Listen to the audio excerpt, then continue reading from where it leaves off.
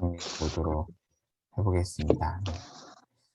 이렇게 한번 말씀, 성경책 갖고 계시면 성경책 보시면 좀 더 도움이 될 것 같고요. 제 목소리 잘 들리죠? 네. 네. 한번 시작을 해보도록 할게요. 네. 시작해 보겠습니다. 1과가 가나안 삶의 조건에서 1장을 다뤘잖아요. 한번 사사기 잘 보일지 모르겠는데 안 보여도 제가 한번 잘 설명을 해볼게요. 사사기를 한번 간략하게 좀 개관을 해보면 사사기는 출애굽 이후에 이제 가나안에 정착을 했죠. 그리고 여호수아가 죽고 나서 이제 사무엘이 등장하고 사울이 왕으로 오르기 전까지 내용입니다. 그래서 이제 대략 기간으로 따지면 BC 1200에서 1000년이라고 이렇게 보고 있고요. 자, 근데 사사기 초반에는 이제 정복하지 못한 성읍들의 내용들이 나옵니다. 여호수아에서 정복하라고 했잖아요. 근데 정복하지 못했죠. 그러니까 이것은 불안한 상황임을 암시하는 거고요. 사사는 히브리어로 쇼페팀이라고 하는데 이렇게 번역하면 사사기가 영어로 저지잖아요. 그래서 이제 재판관이라는 뜻이 있지만 사실은 구원자라는 의미가 훨씬 강합니다. 물론 이제 일부 사사 중에서 재판관 역할을 하기도 하지만 사실 사사는 구원자의 의미가 훨씬 강하고요. 사사는 총 12명입니다. 12명인데 등장 순서는 좀 이렇게 되지만 보통 이제 학자들이 사사를 이렇게 대사사, 소사사로 구분을 하거든요. 대사사가 7명이고 소사사가 6명인데 이게 얼마만큼 길게 언급이 되느냐에 따라서 구분을 해요. 그래서 우리가 잘 알고 있는 뭐 온니엘, 에훗, 삼갈, 드보라, 기드온, 삼손, 입다는 다 대사사고요. 그리고 소사사는 거의 언급이 별로 없죠. 근데 학자에 따라서 입다를 뭐 대사사, 소사사 양쪽에 다 넣기도 하지만 이렇게 구분을 할 수 있다라는 거고. 그리고 이제 사사기는 계속 반복되는 패턴이 있습니다. 보면 이스라엘 백성들이 죄를 짓죠. 그리고 하나님이 심판을 하세요. 그럼 또 이스라엘 백성들이 회개를 합니다. 회개를 하자 하나님이 또 구원을 해주시는데 또 죄를 져요. 이게 반복이 되는데, 근데 이제 그림을 하나 보여드리면, 이게 나선현 하강이잖아요. 그러니까, 이게 사사기에 반복되는 패턴이 어떤 순환론적인 반복이라기보다는 점점 더 안 좋아지는, 그래서 학자들이 명명하기를 나선형 하강이라고 하거든요. 점점 나빠져요. 그래서 처음에는 이스라엘 백성들이 부르짖으면 하나님이 사사를 보내주는데, 나중에는 이제 보내고 나서 또 꾸짖어요. 그리고 나중에는 하나님이 엄하게 꾸짖고, 그리고 삼손 때 가면 이스라엘 백성들이 아예 부르짖지도 않습니다. 그러니까 점점 나빠지는 거죠. 사실 우리가 힘들면 기도하는데, 이 삼손 때는 아예 그러니까 기도조차 안 하는, 그런데도 하나님이 삼손을 보내시죠. 기도하지도 않는데. 점점 나빠지고, 결국엔 후반부에 가면 정말 말도 안 되는 타락상들이 나오죠. 우리가 이제 나중에 이제 지금 아직 살펴보진 않았지만 이제 곧 있으면 살펴보게 될 5월달 후반부에 살펴보게 될 구역 마지막 후반부에 가면 극도의 타락의 장면들이 나옵니다. 간단하게 개관을 해봤고요. 1장에 보면 불안한 전조들이 나오는 게 그 정복해야 될 성읍들을 다 점령하지 못합니다. 그리고 유다 지파의 불순종이 나옵니다. 고대 그 운동 그 문화, 이렇게 포로를 잡아서 손을 잘라버리는 그 행동을 답습하는, 그러니까 이 유다 지파 때문에 정말 하나님 앞에 순종해야 될 이 지파가 조금씩 가나안에 들어가서 가나안과 구별돼서 살아가는 것이 아니라 가나안과 동화되어 살아가는 모습을 살짝 보여줍니다. 이렇게 전조죠. 불안한 전조가 나타나고요. 그리고 한 가지 알아야 될 것이 사사는 이스라엘 전체의 지도자가 아니라 일부 지역의 지도자입니다. 이것을 이제 우리가 좀 이해해야 됩니다. 그래서 삼갈은 납달리 지파, 입단은 갓 지파 지역의 전체를 다스리는 지도자가 아니라는 거죠. 그래서 그런 면에서 왕과는 차이가 있습니다. 네. 이렇게 개괄적으로 보면 이렇게 좀 정리해 볼 수 있어요. 이렇게 앞부분에 이렇게 정복하지 못한 성읍들이 나오고 이스라엘 백성들이 온전히 순종하지 못하는 장면이 나오고, 그럼에도 불구하고 하나님이 이제 12사사를 쭉 보내시죠. 그리고 이제 마지막 부분에 가면 무질서, 무법사회. 보통 무법사회를 아노미라고 하잖아요. 근데 아노미가 아가 부정의 접두어잖아요. 그리고 노미는 율법이라는 뜻이거든요. 노모스. 그러니까 아노미라는 것은 율법이 있는데 지키지 않는 정도가 아니라 아예 율법이 없는. 그러니까 무법사회라는 것은 법이 있어도 지키지 않다기보다 아예 법이 존재하지 않는 그런 이스라엘의 굉장히 암울한 모습을 사사기 후반부에서 볼 수가 있습니다. 레위인이 첩을 두는, 그리고 베냐민 지파가 전쟁을 하는데 아예 지파 자체가 아예 없어질 위기에 처하잖아요. 장면을 볼 수가 있습니다.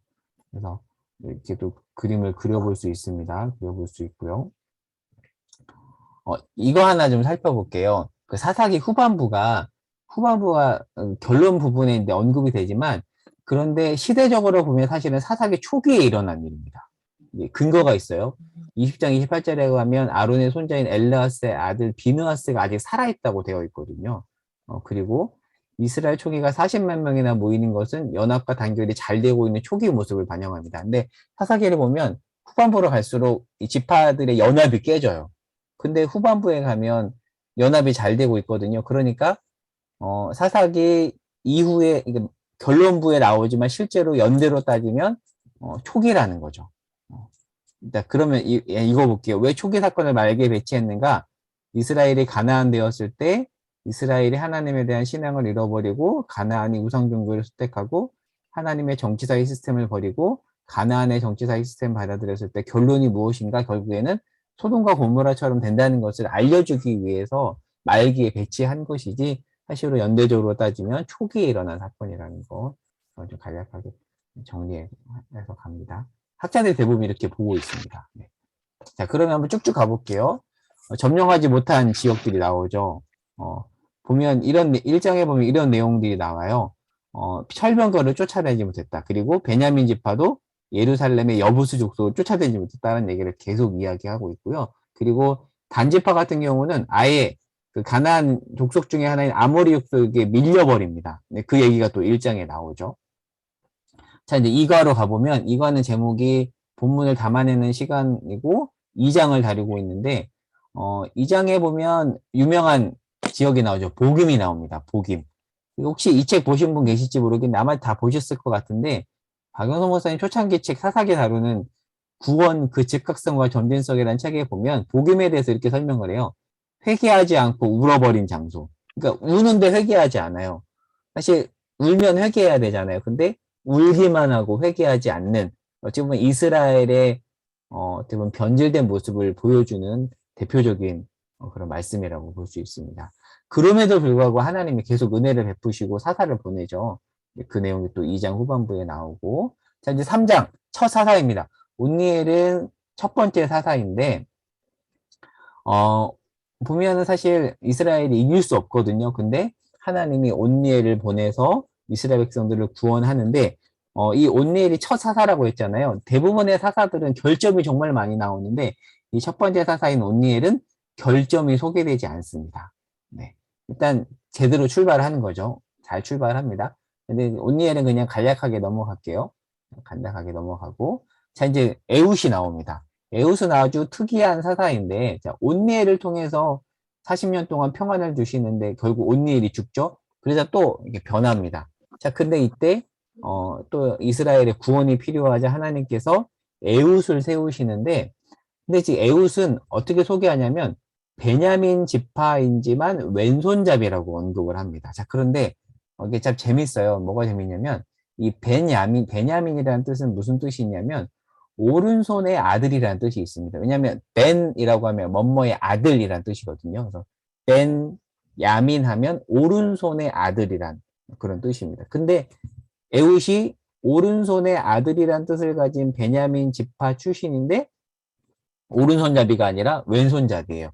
근데 여기서 왼손잡이라는 뜻은 무슨 뜻이 있냐면 태생부터 왼손잡이가 아니라 오른손에 장애가 있는이라는 그런 뜻입니다. 그래서 저희 그 합동신학대학원 김진수 교수님도 그렇게 설명을 하시거든요. 지금 이거 잘 보이시죠? 어떻게 설명을 하시냐면 그 태생부터 왼손잡이는 왼손이 자연스럽잖아요. 근데 오른손에 장애가 있어서 어쩔 수 없이 왼손 쓰는 사람은 왼손이 되게 부자연스럽죠. 그런데 이 에웃이 그 부자연스러운 왼손으로 누구를 이기죠? 18년 동안 괴롭힌 모압 왕과 모압의 장수를 무찔러 이깁니다. 무엇을 의미할까요? 제가 이게 정리 및 적용에다가 적어놨는데 변변치 않은 어색한 그 손을 통해서도 하나님이 그들을 무찌른다. 그러니 이스라엘아 너희가 의지할 것은 무엇이냐? 너희가 가진 것이 아니라 너희가 없어도 하나님만 의지하면 너희가 살 수 있다니 그것을 알려주기 위해서 어찌 보면 오른손이 불편해서 왼손을 쓰는 에웃을 통해서 이스라엘 백성들을 구원하신 것이죠. 참 저는 이 부분이 은혜롭다고 생각하거든요. 하나님이 그런 분이다라는 거고. 자, 그리고 나서 이어지는 사사가 삼갈이에요. 근데 삼갈은 한 구절밖에 언급하지 않습니다. 자, 근데 재미있는 게 뭐냐면 이 삼갈이 블레셋 사람을 600명을 죽이는데 뭘로 죽이냐면 소모는 막대기로 죽여요. 근데 이 블레셋은 당시 철기 국가였습니다. 굉장히 호전적인 해양 철기 국가이고 이스라엘은 아직까지 철기 국가가 아니었거든요. 그러니까 사실 청동기 국가가 철기 국가를 이긴다는 것은 불가능한 일인데 근데 그 강력한 무기를 보유한 블레셋 사람 600명을 삼갈이 뭘로 이기냐면 그냥 막대기 하나로 청동기 무기도 아니에요. 그냥 소모는 막대기로 이겨요. 이것도 어찌 보면 에웃을 통해서 하나님이 구원하신 사건과 연결이 되죠. 무슨 메시지가 있을까요? 이스라엘 백성들아, 내가 그 소모는 막대기로도 블레셋 사람 600명 죽일 수 있어. 너희가 누구를 의지해야겠니? 이제 그런 메시지를 하나님께서 주시는 거죠. 그래서 한번 제가 이 부분 한번 읽어볼까요? 제가 정리했던 내용인데 오른손에 장애가 있어 왼손을 쓰는 에웃 다른 무기가 없어 소모는 막대기로 전쟁을 나갈 수밖에 없는 삼갈이 우리 아닙니까? 우리는 변변치 않습니다. 그러나 우리의 변변치 않음이 하나님의 변변치 않음은 아닙니다. 오늘도 익숙하지 않은 손과 변변치 않은 무게를 가지고 하나님께 나아갑니다. 이렇게 정리해 봤는데 에웃을 통해서 이 내용을 살펴볼 수 있고요. 네. 자, 이제 두보라입니다. 두보라는 또 여인이죠. 다 연결이 됩니다. 가부장 사회에서 당연히 남자가 등장해야 될 것 같은데 의외로 누가 등장하죠? 여자가 등장하죠. 에웃을 통해 왼손잡이 에웃과 소모는 막대기를 가진 삼갈에 이어서 여자가 나옵니다.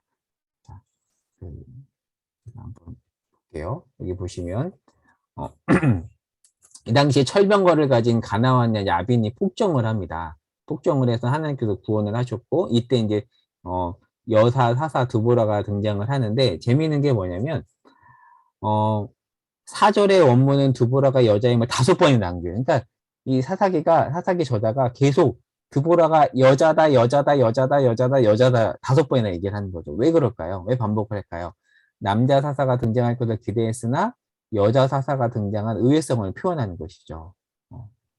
그런데 결국에는 그 드보라 사사를 통해서 하나님께서 구원을 하시는데 근데 재미있는 게 그 이방의 왕인 시스라가 누구의 손에 죽죠? 기억나시죠? 뜻밖에도 겐 사람 헤벨의 집에서 시스라가 죽는데 헤벨의 아내 야엘이 그를 영접한 이후에 그를 죽입니다. 그런데 이 헤벨의 아내 야엘은 겐 사람이에요. 겐 사람은 이방 사람이거든요. 그러니까 하나님께서 드보라도 아니고 바락도 아니고 무명의 한 이방 여인을 통해서 가나안을 진멸시키죠. 무슨 메시지가 있을까요? 앞에와 똑같죠. 내가 그 아무 힘도 없는 이방 여인을 통해서도 내가 가나안을 진멸할 수 있다. 너희는 누구를 바라봐야겠니? 이 메시지를 하나님께서 반복해서 이스라엘 백성들에게 하고 있는 것이죠. 가보겠습니다. 근데 드보라 이야기는 계속 이어지는데 드보라와 바락의 노래가 또 5장에 이어지고 또 5장 후반부에도 이어지죠. 이것을 그냥 눈으로 보고 넘어가 보겠습니다. 네. 이제 기드온입니다. 제가 너무 빨리 가는지 모르겠는데 아무튼 기드온인데요. 기드온을 가보겠습니다. 네. 그렇게 하나님께서 드보라를 통해서 이스라엘 백성들을 구원했음에도 불구하고 또 이스라엘 백성들이 악을 행합니다. 그래서 또라는 단어가 또 악을 행합니다. 이때 하나님께서 기드온을 사사로 세우시는데 사사를 보내지 전에 이제 책망을 또 하십니다. 책망을 하시고 나서 드디어 이제 기드온을 세우는데 기드온은 잘 알겠지만 되게 이렇게 소심했던 사람이었잖아요. 굉장히 숨어 있는 사람이었습니다. 여기 보시면 6장 초반에 가면 가나안 백성들이 계속 이렇게 미디안 사람들이 추수 때 쳐들어오자 이렇게 숨어 있죠. 공개적인 장소가 아닌 이제 포도주 틀에도 숨어 있었는데 하나님께서 그럼에도 불구하고 기드온을 부르십니다. 기드온을 부르시죠. 네. 다음 장면을 한번 가보겠습니다. 네, 기드온의 별명이 있습니다. 여룻바알인데요. 바알과 대적한다라는 그런 뜻입니다. 그 무슨 의미가 있냐면 바알과 대적한다라는 것은 이 당시에 이스라엘 백성들이 바알을 숭배했다라는 거죠. 바알 숭배는 어떻게 연결이 되냐면 바알은 풍요의 신입니다. 그러니까 가나안은 이제 여기 설명되어 있지만 독특하게 하늘에서 내리는 비로만 농사 지을 수 있는 천수답이거든요. 그래서 가나안 지역의 독특성인데 비를 저장하기가 어려웠대요. 그러니까 비가 내려야지만이 농사를 지을 수 있는 저수지나 어떤 수원지가 없기 때문에 비가 오지 않으면 농사를 지을 수 없는. 그러니까 우리가 옛날에 선조들이 기우제 지냈던 것처럼 어떤 이런 풍요의 신에 대한 어떤 유혹이 굉장히 컸겠죠. 그래서 너무 불안하다 보니까 이스라엘 백성들이 여호와 신앙을 가지고 있음에도 불구하고 바알을 숭배하고 있었던 이제 그런 상황이거든요. 자, 이제 이런 상황 속에서 하나님께서 기드온을 세우는데 그렇게 어려운데 또 미디안이 와서 그러니까 비가 잘 내리지 않아서 불안한 와중에서 추수를 했는데 또 미디안 사람들이 와서 추수한 것들을 가져가잖아요. 그래서 이제 그 미디안 사람들과 기드온이 전쟁을 하는데 사실 말도 안 되는 전쟁이에요. 한번 이 부분 한번 볼까요? 기드온을 따르는 백성이 처음에 32,000명이었는데 하나님께서 22,000명을 보내고 10,000명만 남기죠. 근데 10,000명도 많다라고 말씀하시고 몇 명 남기죠? 300명만 남깁니다. 그 300명, 오합지졸 300명과 미디안이 전투를 하는데 여기 보시면 적군의 수가 13만 5천 명이에요. 13만 5천 명하고 300명. 근데 그러면 이 300명이 영화 300에 나오는 것처럼 정예 용사인가? 그것도 아니에요. 완전히 오합지졸입니다. 완전 오합지졸 300명과 13만 5천 명의 전투를 하면 당연히 13만 5천 명이 이길 수밖에 없죠. 그런데 어떻게 되죠? 300명 이기죠. 300명 이겼다는 것은 이스라엘이 잘해서 이긴 것이 아니라 하나님께서 이기게 하신 싸움이라는 거죠. 바로 이게 기도원을 통해서 주는 메시지입니다. 자, 그렇게 해서 결국 기도원이 승리를 합니다. 승리를 하죠. 자, 근데 이제 문제는 그렇게 그 겸손하고 소심했던 기도원이 하나님의 은혜로 미디안을 물리치고 사사로서 역할을 잘 했는데, 자, 그 이후에 이제 점점 기드온이 변질되기 시작합니다. 7장 17절 18절 쪽에 보면은 기드온은 적은 숫자이지만 적군의 꿈을 통해 승리에 대한 확신을 가지며 슬며시 이제 약간 자기 이름을 내세우기 시작을 합니다. 그리고 이스라엘 사람들이 기드온을 구원자로 여기고 왕으로 삼으려고 해요. 그러니까 이런 거죠. 기드온은 일종의 손가락이잖아요. 손가락이 달을 가리키면 사람들이 달을 봐야 되는데 그 손가락인 기드온을 마치 하나님인 것처럼 여기죠. 근데 기드온이 거절해요. 백성들이 기드온 우리 왕이 되십시오라고 요청을 하지만 기드온이 거절하는데 그런데 실제로는 왕처럼 살았음을 8장에 보여줍니다. 왕처럼 살아가요. 왕처럼 살아갑니다. 타락의 전조가 이제 8장에 나오는 내용인데 이 므낫세 지파 기드온은 므낫세 지파거든요. 근데 에브라임 지파와 갈등을 벌입니다. 그러니까 잘했는데 사사로운 이익 때문에 지파 간 갈등이 본격적으로 시작이 되고요. 그리고 기드온은 미디안 잔존 세력을 격파하긴 하는데 격파한 거는 좋지만 문제는 어떤 개인의 어떤 복수심을 드러냅니다. 점점 이 기드온이 잘 세워졌던 기드온이 변질되는 모습을 또 우리가 확인해 볼 수 있고요. 안타까운 결말입니다. 자, 기드온이 잘했는데 한번 왕이 되어달라는 백성들이 요구를 거절했잖아요. 근데 제가 아까 기드온이 왕처럼 살았다고 했잖아요. 이제 그 내용이 8장 13에서 28절에 나오는데 한번 볼게요. 왕이 되어달라는 요구에 기드온이 이스라엘을 우리 가문이 다스리지 않고 여호와께서 다스릴 거라고 말은 하는데 그러나 왕 행세를 합니다. 어떻게 하냐면 전리품을 잔뜩 받고 이 미디안 왕들이 입은 자색 의복을 입습니다. 이 자색 이번 주 수요일에 최 목사님 설교 때도 그 설명하셨는데 그 사도행전에 가면은 루디아가 자색 옷감 영수였잖아요. 이 자색 옷감은 굉장히 비싼 옷으로서 보통 왕들이 입는 옷이거든요. 그러니까 나 왕 안 될게 해놓고서는 왕들이 입는 옷을 입고 왕의 행세를 합니다. 네, 이 설명을 쭉 여기다가 적어놨는데 그리고 기드온은 아내를 70명이나 씁니다. 그러니까 아내를 여러 명 뒀다는 건 뭐죠? 결혼 관계를 통해서 정치적 동맹을 맺었다라는 거죠.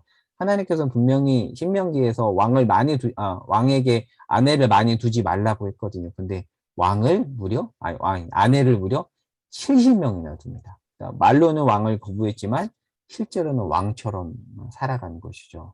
자, 그리고 나서 이제 기드온이 죽습니다. 자, 그러자 백성들이 이제 점점 더 우상을 숭배하기 시작하고 그리고 기드온의 아들인 아비멜렉이 왕이 되려고 합니다. 근데 이 아비멜렉은 누구냐면 초벌통에 낳은 아들이죠. 근데 이 아비멜렉이라는 그 이름 안에 굉장히 중요한 의미가 있는데, 아비멜렉은 무슨 뜻이냐면 이 멜렉이라는 단어가 왕이라는 뜻이거든요. 그래서 기억나실지 모르겠지만 멜기세덱도 있잖아요. 뭐 멜레크, 멜기세덱 다 왕이라는 뜻인데, 그 아비멜렉이라는 이 이름을 풀었으면 나의 아버지는 왕이다라는 뜻이에요. 그러니까 기드온이 자기 아들을 나의 아버지는 왕이다라고 지었다는 것은 그 마음 안에 왕이 되고 싶은 욕망이 있었다라는 거죠. 근데 그 욕망이 실제로 자기에게서는 드러나졌지만 아들에게 드러나서 이 아비멜렉이 왕이 되려고 합니다. 그리고 막 왕이 되려고 하면 어때요? 이제 아내가 70명 있다고 했잖아요. 그러면 다 왕 후보잖아요. 그러면 아비멜렉 입장에서는 자기가 왕이 되려면 어떻게 될까요? 이렇게, 이복 형제들 다 죽여야 되잖아요. 실제로는 다 죽여버립니다. 다 죽이고. 자, 근데 그렇게 처참한 일이 일어난 와중에 기드온의 막내 아들인 요담이 살아남죠. 그 내용이 9장 5절에 나옵니다. 와, 정말 사사기 암울하죠. 정말 잘 출발했는데 이렇게 기드온이 다스렸던 그 가문에서 이런 일이 벌어지는가 점점 암울한 상황으로 가고 있습니다. 자, 이제 7권입니다. 제가 너무 빨리 하는 건 아니겠죠? 요담 우화인데요. 아까 말한 것처럼 요담은 가까스로 살아남은 아들이라고 했잖아요. 그래서 이 요담이 아비멜렉의 부당함을 지적합니다. 우화를 통해서 지적을 하죠. 그리고 나서 도망가기는 합니다. 도망가기는 하는데 어찌됐건 하나님께서 요담을 살리셔서 기드온과 그 아비멜렉을 심판합니다. 자, 제가 이 제목을 이방과 똑같네라고 했는데 이 아비멜렉이 세겜 사람하고 연합을 합니다. 잘못된 선택을 하는 거죠. 자, 그리고 실제로 왕으로 추대됩니다. 근데 왕정은 사울에 가서야 하나님께서 왕정을 허락하시잖아요. 그런데 이 아비멜렉이 왕정 정치 체제가 아닌 사사정 정치 체제에서 자기 멋대로 왕이 되는, 그러니까 하나님이 공식적으로 왕정을 세우기 전에 이미 어찌 보면 임의의 왕정이 세워진 거라고 볼 수 있습니다. 굉장히 잘못된 것이죠. 근데 어떤 그런 끔찍한 일들이 벌어지는데, 자, 근데 이런 내용이 나옵니다. 이 아비멜렉이 굉장히 못된 어떤 그런 절대 군주 모습을 보이는데요. 반란 세력을 축출하고 세겜 성읍을 기습 공격한 다음에 소금을 뿌려서 폐허로 만드는 장면이 나옵니다. 근데 이게 사실 고대 전쟁 책에 보면 많이 나오는 장면이거든요. 이 로마가 카르타고하고 전쟁을 했을 때 어떻게 하냐면 카르타고에다 소금을 뿌려서 150년 동안 불모지로 만듭니다. 그러니까 보통 옛날에 왕들이 이 적군의 땅에다가 소금을 뿌리는 방식들이 많았대요. 왜요? 이게 더 이상 이렇게 재생하지 못하도록. 어찌 보면 이 아비멜렉이 정말 잔혹한 이방 왕들이 했던, 고대 왕들이 했던 그 모습을 그대로 따라하는 거죠. 자, 그리고 한 가지 중요한 사실이 있는데, 아까 사사가 12명이라고 했잖아요. 근데 아비멜렉은 사사가 아닙니다. 기드온은 사사인데 아비멜렉은 사사가 아니에요. 자기 멋대로 왕이 된 사람인 거죠. 그래서 이 사사기 저자가 단어를 독특하게 쓰는데 9장 22절에 보면 이 아비멜렉이 다스렸다라는 이 표현에서 히브리어 수르를 쓰는데, 보통은 사사들이 구원하다 다스리다고 했을 때는 히브리어 단어를 샤파트, 사사를 쇼페트 명사거든요. 쇼페트는 명사고 샤파트가 동사인데 샤파트라는 단어를 쓰는데, 아비멜렉이 다스렸다 했을 때는 수르라는 단어를 씁니다. 그러니까 사사기 저자가 이런 단어 사용을 통해서 아비멜렉은 사사가 아니다라는 거죠. 말해준다라는 거죠. 사실 사사는 동족을 구원하는 자인데 오히려 아비멜렉은 동족을 학살하잖아요. 그러니까 하나님이 세우지 않은 자기 욕망으로 이렇게 스스로 왕이 된 그런 헛된 왕일 뿐입니다. 참 안타까운 모습이 아비멜렉 때 일어납니다. 자, 결국에는 아비멜렉도 비참한 최후를 맞이합니다. 허무하게 죽습니다. 허무하게 죽고요. 망대의 숨은 자들을 소탕하려다가 한 여인이 던진 맷돌에 죽습니다. 얼마나 비참해요. 한 여인이 던진 맷돌에 죽는 이런 일이 벌어지고요. 근데 죽을 때 자존심이 있었는지 그 한 여인에게 비참하게 죽었다는 소식이 퍼지지 않도록 이렇게 얘기를 해요. 그런데 사무엘 하에 가면 그 소문이 퍼졌다라는 것이 나오거든요. 한번 제가 읽어볼게요. 여기 사무엘하 1장 21절에 가면 사무엘하 11장 21절을 제가 볼게요. 사무엘 하 11장 21절인데 제가 읽어볼게요. 여룻베셋의 아들 아비멜렉을 쳐 죽인 자가 누구냐? 여인 하나가 성에서 맷돌 윗짝을 그 위에 던짐에 그가 데베스에도 죽지 아니하였느냐? 어찌하여 성에 가까이 갔더냐 하시거든. 내가 말하기를 왕의 종 햇사람 우리아도 죽었나이다. 그러니까 이미 이스라엘에 소문이 다 퍼진 거죠. 아비멜렉은 그 소문이 퍼지지 않기를 바랬지만 다 소문이 퍼졌습니다. 그러니까 아비멜렉은 왕처럼 살았고 정말 자기 마음대로 살았지만 그가 행했던 모든 악행과 그의 수치스러운 죽음은 이스라엘 역사 내내 남았다라는 거죠. 그 얘기를 또 사사기가 하고 있습니다. 자, 그리고 이제 10장인데 결국에는 이제 기드온과 아비멜렉이 다 죽고 나서 하나님께서 돌라를 세우는데 별로 언급이 없습니다. 그러니까 소사사죠. 이렇게 사사에 대한 언급이 많은 사사들을 보통 대사사, 메이저 저지라고 하고 이 소사사들은 거의 언급이 없는데 마이너 사사라고 하는데 돌라, 야일 이런 사사들이 쭉 나옵니다. 자, 근데 야일도 좀 재밌어요. 야일도 뭐가 재밌냐면 이 야일이 아들 30명을 낳았고 낙이 30마리를 가지고 있었고 성읍도 30개나 가졌다는 언급이 있어요. 사사기 10장에. 아들을 많이 뒀다라는 것은 아비멜렉처럼 정략 결혼을 많이 했다라는 거죠. 그러니까 이 모습은 못한데 기드온과 아비멜렉의 모습과 닮아 있죠. 그리고 야일이 살았던 성읍이 야일의 촌락이라는 뜻의 하본 야일이거든요. 그러니까 성읍에다가 자기 이름을 집어넣은 겁니다. 그러니까 뭐예요? 굉장히 왕처럼 살았다는 거죠. 그러니까 기드온과 아비멜렉은 사실은 죽었지만 이들의 영향력이 여전히 살아 있었음을 알려주는 그런 대목입니다. 네.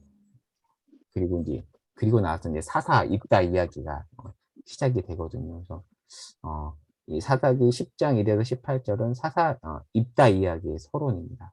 야일이 죽고 또 악을 행하고 그럼에도 불구하고 하나님께서 이런 상황에서 또 입다를 세우시죠. 여기까지 정리를 해봤고요. 네, 너무 많으면 너무 복잡해질까봐 그냥 여기까지 제가 한번 간략하게 정리를 해봤는데, 아이고 잘 정리를 했나 모르겠습니다. 네, 일단 한번 여기까지 한번 정리했고, 한번 또 이야기를 좀 나눠볼게요. 질문도 받고, 네, 녹화는 여기까지 일단 해보고 또 이야기를 해볼게요.